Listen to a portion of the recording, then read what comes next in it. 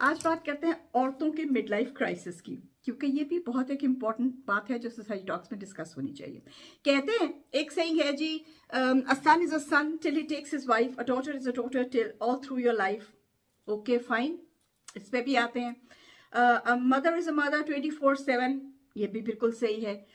तो फिर औरतें ऐसी स्टेज पे आके, एक स्टेज पे आके ऐसे क्यों क्लिंग करना शुरू कर देती हैं अपने बच्चों को, अपने बेटों को स्पेशली, और अपने अपने हस्बैंड्स को, और वो जिंदगी में इतनी ज्यादा मेडलिंग क्यों करती हैं कि अपने बच्चों की जिंदगी खराब कर देती हैं। ये बेसिक प्रॉब्लम है। अब देखते हैं इसका शुरू कहाँ से होता है। शुरू होता है, एक औरत जब पैदा होती है, एक लड़की जब पैदा होती है, तो वो पापास प्रिंसेस होती है। और मोस्टली घर में उससे ठीक है काम वाम तो करवाते हैं, लेकिन बहुत लाड प्यार से रखा जाता है कि हाय हाय इसने तो चले जाना है ससुराल। और वाकई फिर वो एक दिन उसकी शादी होती है, वो ससुराल चली जाती है, और फिर उसको वहां पे ससुराल का ख्याल रखना है, उसको अपने खावत का ख्याल रखना है, जो कि बच्चा ही होता है। फिर उसके अपने बच्चे हो जाते हैं, और वहां से उसकी जिंदगी में एक अनोखा मोड़ आ जाता है।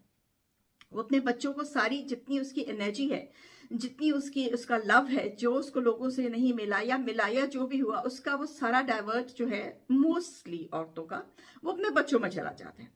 और बच्चों को वो पालते पालते उनकी प्रॉब्लम्स, उनका स्कूल, उनकी पढ़ाई, उनका करते करते करते उनको जब बच्चे 10 से 12 साल की उम्र में आते हैं, तो वो अपने प्यूबर्टी टाइम में जब आते हैं, तो वो रिटेलिएट करना शुरू करते हैं।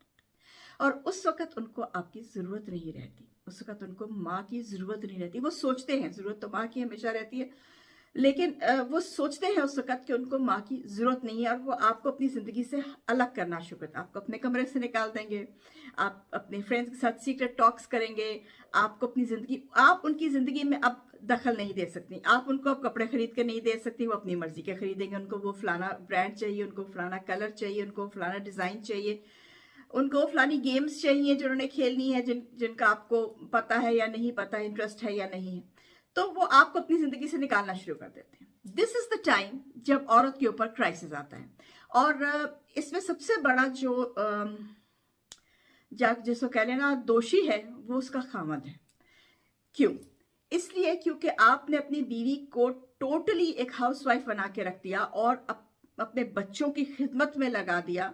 हालांकि बच्चों की तरबियत मर्द को भी उतनी ही करनी चाहिए जितनी औरत को करनी चाहिए। ठीक है, मर्द काम करता है बाहर, लेकिन तरबियत में उसका उतना ही हाथ होना चाहिए। बच्चे दोनों के है ना, पीछे से तो लेकर आई नहीं थी, तो दोनों के बच्चे तो दोनों को करना चाहिए। और अगर वो नहीं कर रहा तो ये उसकी गलती है। और इसके साथ साथ दूसरी गलती हमारे मर्द हजरात जो ज्यादातर करते हैं, वो ये करते हैं, अक्सर मुझे सुनने में मिलता है कि नहीं नहीं नहीं, अगर इसको कोई काम सिखा दिया, इसको जुबान आ गई, तो ये तो इंडिपेंडेंट हो जाएगी। तो क्या हो जाएगा? इंडिपेंडेंट हो जाएगी, भाग जाएगी। इतना भी आपको अपने ऊपर यकीन नहीं है, अपने प्यार के ऊपर या अपने रिश्ते के ऊपर इतना भी यकीन नहीं है कि वो और भाग के जाएगी? कहाँ औलाद है, उसने कहा बेचारी ने भाग के जाना है। लेकिन जब तक आप अपनी औरत को इंडिपेंडेंट नहीं करते और उसको ये चीज सिखाते नहीं कि दुनिया के साथ डील कैसे करना है, तो कल को खुदा न खास्ता अगर उसके साथ कोई हादसा हो जाता है और वो अकेली रह जाती है, तो वो क्या करेगी? ये बात हमारे मर्दों को सोचना चाहिए। लेकिन हमारे मर्द इस बात को नहीं सोचते। और औरतें जब इस स्टेज पे आती हैं कि जब उनके बच्चे उनके हाथ से निकलना शुरू होते हैं इन अ सेंस कि वो बड़े होना शुरू होते हैं, और ऑब्वियसली वो अपनी स्पेस मांगते हैं। देखिए ना, आप जब बच्चा रहम में होता है तो पहले छोटा सा एक नुक्ता होता है, तो आपको फील नहीं होता। लेकिन जब जैसे जैसे वो बड़ा होता है, 8 महीने का, 9 महीने का, पैदाइश से कुछ अर्सा पहले वो किक्स मारता है, और आपको तकलीफ होती है क्योंकि बच्चे को स्पेस चाहिए होती है ना। इसी तरह जब वो बड़ा होता है, 9-10 साल का होता है, तो उसको भी स्पेस चाहिए होती है, और वो स्पेस हमारी माएँ नहीं देती। और मोस्टली हमारे मुल्कों के जो हैं बच्चे 30-30 साल के, वो ममाज बॉयज होके रह जाते हैं कि जुराबें, जूते, अंडीज सारी जो है वो माँ उनको ला के दे रही है। This is not good, it is psychologically not good. इसलिए क्योंकि जब वो शादी करते हैं तो वो यही एक्सपेक्ट करते हैं अपनी बीवी से कि तुम बस मेरी 24/7 खिदमत करती रहो, और अपनी माँ से उसको जिसको कहते हैं ना, मिलाते हैं कि माँ, मेरी ममा ऐसे करती हैं, तुम ऐसे क्यों नहीं करती। प्लीज एक बात तो बात हमारे मर्दों की समझनी चाहिए कि mama is mama, wife is wife, two different रिश्ते, बिल्कुल बिल्कुल टोटली डिफरेंट रिश्ते हैं। इनको आपस में मिला ही। एक जो है वो आपकी माँ है जिसकी खिदमत करके आपको जन्नत मिलेगी, और दूसरे वो है जो आपके बच्चों की माँ है, जिसको सही रखेंगे तो कल को आपकी औलाद सही होगी। तो टोटली डिफरेंट थिंग्स, इनको आप मिला ही नहीं सकते। लेकिन औरतें जो हैं, coming back to the point, औरतें जो हैं वो हमारी इसलिए ज्यादातर बच्चों पे ना सो कहते हैं क्लिंग करना शुरू कर देती हैं, जोर से पकड़ लेती है बच्चों को। अगर शादी भी करेंगी तो बहू मेरी मर्जी की आएगी, बेटे को पसंद है या नहीं है मेरी मर्जी की आएगी। बहू पे जोर डालेंगी, उसको दबाव में रखेंगी कि कहीं मेरे बेटे को इससे प्यार ना हो जाए। What a stupid thing to think कि मेरे बेटे को इससे प्यार नहीं होगा। तो आप अपने बेटे की खुशियां नहीं चाहती हैं क्या? आप नहीं चाहती कि आपका बच्चा खुश रहे? वो हंसेंगे दोनों तो आपको तकलीफ होती है, वो अगर बाहर खाना खाने जाते हैं तो आपको तकलीफ होती है। आई रिमेम्बर अ पेयर जिनको ये प्रॉब्लम थी कि वो बेचारे खाना खाना जाते थे तो उनकी वालदा मरहुमा जो है वो क्या कहते हैं, पोर्च में बिस्तरा डाल के वहां लेट जाती थी। हाँ हाँ हाँ, तुम जा रहे हो अपनी बीवी के साथ खाना खाने। होता है दुनिया में, सब कुछ होता है।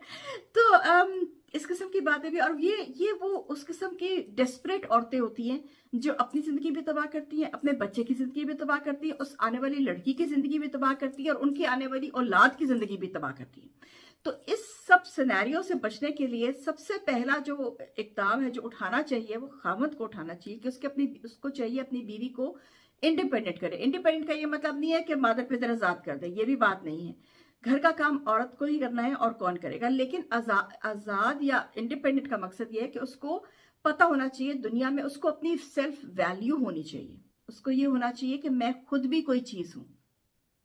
मुझे याद है एक कपल मेरे पास आया and she was like they were laughing at this point. अच्छा है, उन्होंने जरा पॉजिटिव टाइप पे उन्होंने कहा कि हमारे बच्चे जब दोनों यूनिवर्सिटी चले गए, बेटे थे उनके दोनों, कि वो दोनों जब यूनिवर्सिटी चले गए, जिंदगी में आप 20 साल हम बच्चे पालते रहे और करते रहे, और जब छोटा बच्चा भी यूनिवर्सिटी के लिए चला गया तो हम दोनों एक दिन शाम को बैठे एक दूसरे की शक्ल देख रहे थे, तो हमने कहा अस्सलाम वालेकुम, my name is so and so, अस्सलाम वालेकुम, my name is so and so, let's start the life again.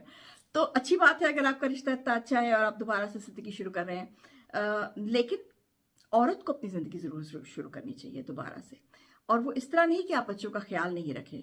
माँ तो कभी हो ही नहीं सकता, बच्चे बूढ़े भी हो जाएंगे तो उसके लिए तो बच्चे ही हैं, ठीक है, ऑल सेड एंड डन। लेकिन कोशिश कीजिए कि आप अपनी जिंदगी अपनी जिंदगी में कोई इंटरेस्ट डालिए, अपनी जिंदगी में कोई पॉजिटिविटी लेके आइए, अपनी जिंदगी में इंडिपेंडेंट इस तरह से लाइए कि बच्चों को ये एहसास हो कि हमारी माँ इज वर्थ समथिंग। अगर हम माँ के पास नहीं जाते तो माँ हमारे पीछे पीछे पराठे लेके हमारे मुंह में नहीं आएगी। शी लव्स अस, लेकिन हमें अपनी माँ के पास जाना है। She is somebody to be respected and loved. ये फीलिंग अपनी औलाद को देने के लिए आपको अपने आप को, कहते हैं ना, खुद ही को कर बुलंद इतना कि हर तदबीर से पहले खुदा बंदे से खुद पूछे, बता तेरी रजा क्या है। तो यही बात है, अपने आप को इतना बुलंद कीजिए, इतना कैपेबल कीजिए, इतना सेल्फ कॉन्फिडेंट कीजिए कि आपकी औलाद आपसे खुद आके पूछे मामा आपको कुछ चाहिए। बच्चों के पीछे पीछे भागने से बच्चे जो हैं वो आपसे रिटेलिएट करते हैं। ये बच्चों की उम्र ही ऐसी होती है, वो आपसे रिटेलिएट करते हैं। तो ये बहुत डेलिकेट टाइम होता है 5-10 सालों का, जिसमें माओ को, बाप को भी, माँ को भी अपने आप को संभालना है, जुबान को काफी हद तक बंद रखना पड़ता है, और बच्चों को अपने एक्शन से और अपनी कई दफा जुबान से ये समझाना पड़ता है कि you are my child and I am your parent, I love you but I will not accept disrespect from you. ये पॉइंट बच्चों को समझाने के लिए आपको पहले खुद अपने आप को रिस्पेक्ट करना चाहिए। और हमारी औरतों में ज्यादातर ये चीज नहीं पाई जाती। दूसरों पे तनकीद कर लेंगी, दूसरों को बुरा, दूसरी औरतों को बुरा भला कह लेंगी, सब कुछ कर लेंगी, लेकिन अपना कैरेक्टर अच्छा करना ये सबसे मेन चीज है। इस्लाम ने भी हमें यही कहा है, और अगर आप देखें तो सोसाइटी भी हमें यही सिखाती है कि जब तक आप खुद अपने आप को मजबूत नहीं करेंगे, दूसरों के पीछे भागते रहेंगे, तो दूसरे आपको इज्जत नहीं, चाहे वो आपकी अपनी औलाद ही क्यों ना हो, वो आपको इज्जत नहीं देगी। इज्जत आपको तभी मिलेगी जब आप अपनी इज्जत खुद करेंगे। I hope this gets to somebody. Till then, Chairman Padesi, Mildred Suruk.